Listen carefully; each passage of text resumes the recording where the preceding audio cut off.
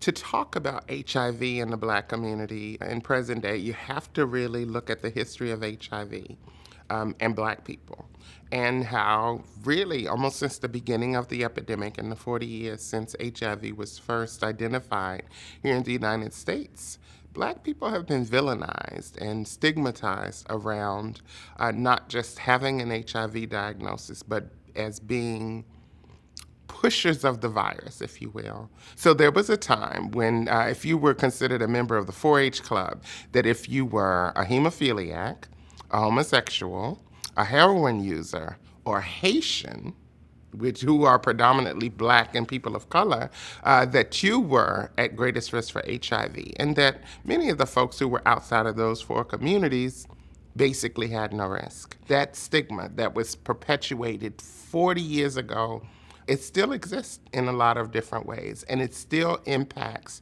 the way that society thinks about people who are living with HIV and HIV itself.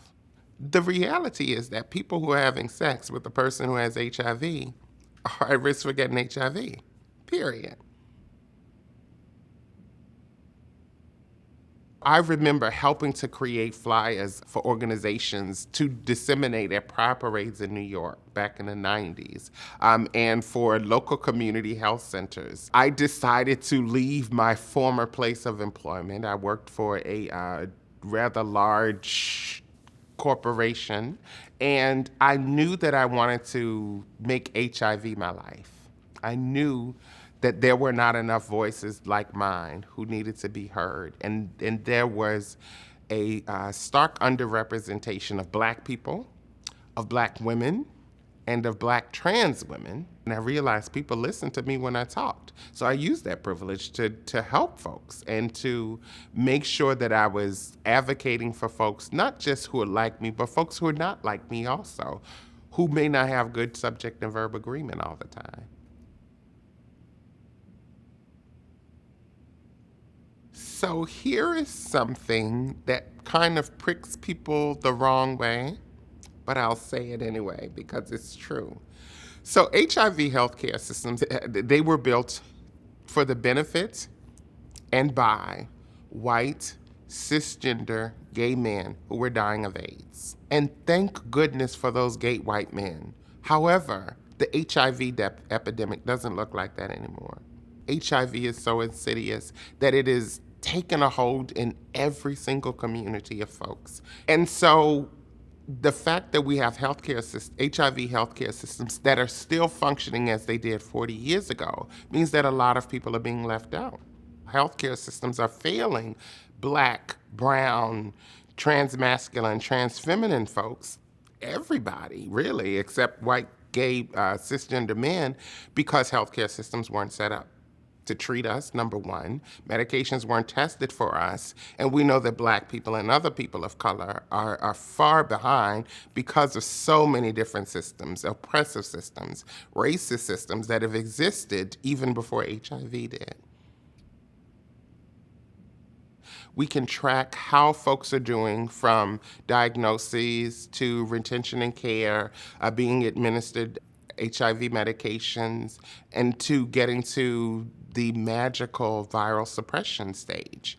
But when we aggregate that data and we look at Black people first, we know that Black people are faring worse. But then when we aggregate the data even further, we see that trans men are falling further behind than their cis counterparts.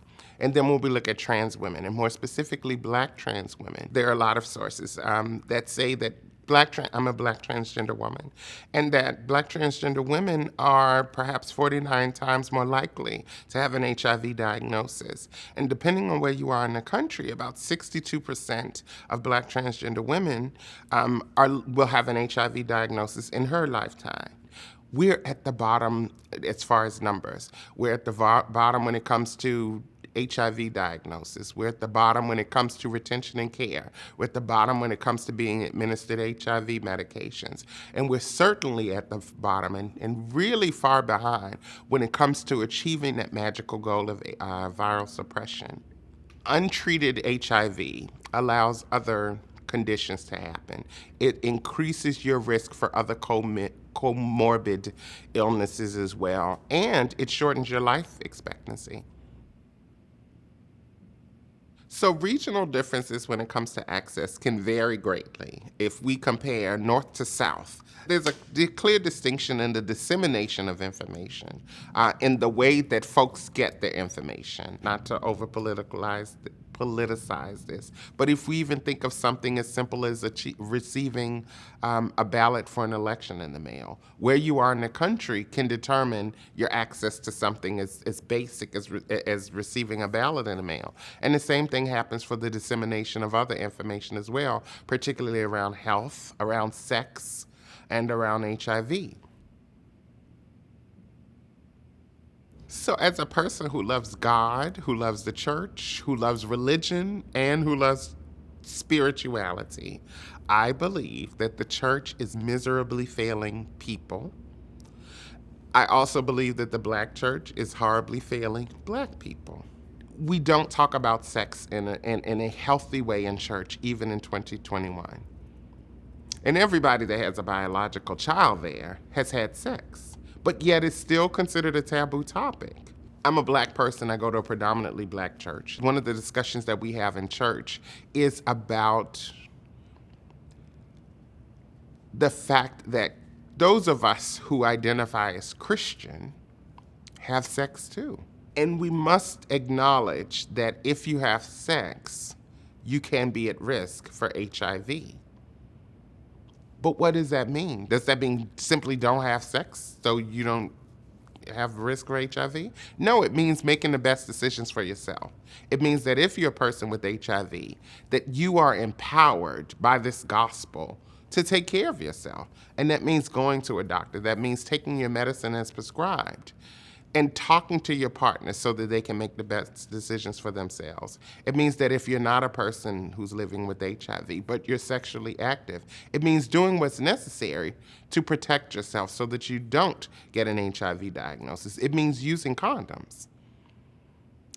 And churches saying, well, we don't approve of condom use is, to me, stupid. Churches in general, I believe, are failing folks by not having real conversations.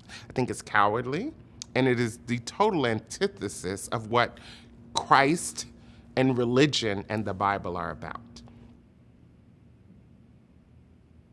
Overall in this country, there's certainly not enough black doctors and black educators. I grew up and I attended really good school system and really good schools. And I could count on my hands and name them, all of the black teachers and people of color that I've had as teachers in my entire career until I went to an HBCU. It's rare that one has to be very, very intentional about finding black providers of any kind of services. I don't think it's racist for black people to seek out black doctors. People want to see representatives of their community because, number one, we feel a kinship. So as a highly melanated person, when I encounter a healthcare professional, an educator, a pilot who has a certain amount of melanin like I do, I feel a certain amount of kinship. Why is that relevant in the healthcare system? Because many of us tend to feel that kinship, and it makes us want to open up, in part because we feel like they understand where we're coming from. I believe that two of the biggest problems are systemic racism, which folks are tired of hearing about, but if we address it and eradicate it, then you don't have to hear about it anymore. So systemic racism, and also the fact that we are still attempting to dictate how other people live their lives to the point that we miss the big picture. If I, as a trans person, decide to change my name, who gives a crap? Let me change my name because that reflects who I am. People get married and change their names all the time. But if a name change is going to prohibit me from getting the health care that I need, it's a problem. And for a lot of people, it does. If changing my gender marker is what I want to do, why does it matter to you? If it's going to help me to address issues that I have, positive or negative in my life, then shut the hell up and just do it.